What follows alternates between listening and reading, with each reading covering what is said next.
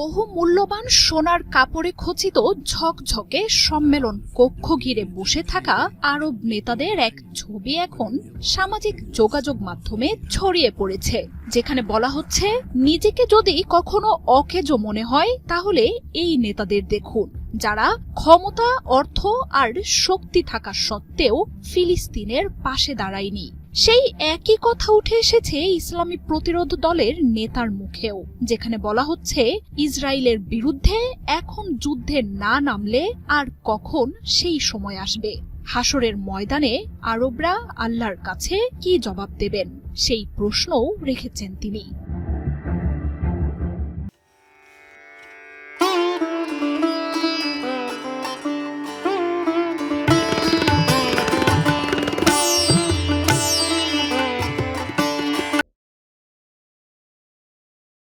ফিলিস্তিনের দুর্দশা যখন মুসলিম ও মুসলিমদের এক কাতারে এনে দাঁড় করিয়েছে, তখনও গাজা নিয়ে নিস্পৃহ আরব দেশগুলো।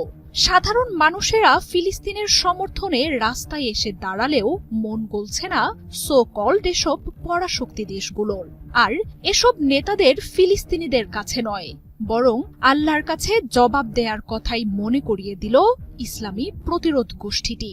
ইসরায়েলের বিরুদ্ধে এখন যুদ্ধে না নামলে আর কখন সেই সময় আসবে? হাসরের ময়দানে এসব আরব নেতারা আল্লাহর কাছে কি জবাব দেবেন, সেই প্রশ্নও রেখেছে দলটি।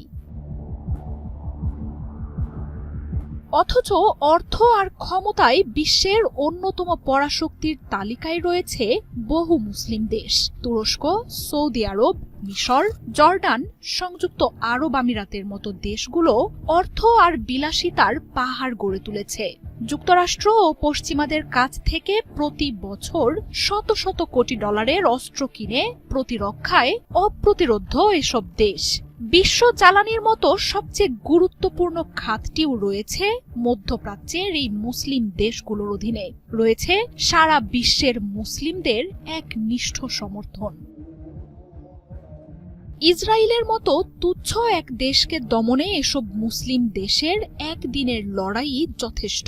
লড়াই ছাড়াও যুক্তরাষ্ট্রের সাথে দহরম মহরম থাকা সৌদি যুবরাজ বা সংযুক্ত আরব আমিরাতের সম্পর্ক ছিন্ন করার মতো হুমকিও নাড়িয়ে দিতে পারে ট্রাম্পের দেশকে। জ্বালানিতে অবরোধ মুহূর্তেই ধ্বংস করে দিতে পারে ইসরায়েলের মতো হাজার রাষ্ট্রকে। তবে তার কোনোটিই বেছে নেয়নি মুসলিম এসব পরাশক্তি। এক ইরান ছাড়া ফিলিস্তিনকে রক্ষায় কোনো পরাশক্তি অস্ত্র তোলেনি নেতানিয়াহুর বিরুদ্ধে।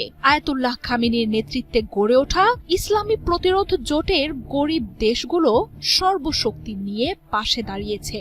আর আরব শক্তিগুলো আভিজাত্যে মোড়া বৈঠক কক্ষে বসে অকেজো কূটনীতির বুলি আউড়ে যাচ্ছে। ইসরায়েল যুক্তরাষ্ট্রের মতোই এসব দেশ ফিলিস্তিনের সাথে হওয়া অন্যায়েরই ভাগিদারে পরিণত হয়েছে। আর তাদের প্রতি বাড়ছে বিশ্ব মুসলিমদের ঘৃণাও। মার্জিয়া উপমা, ৭১।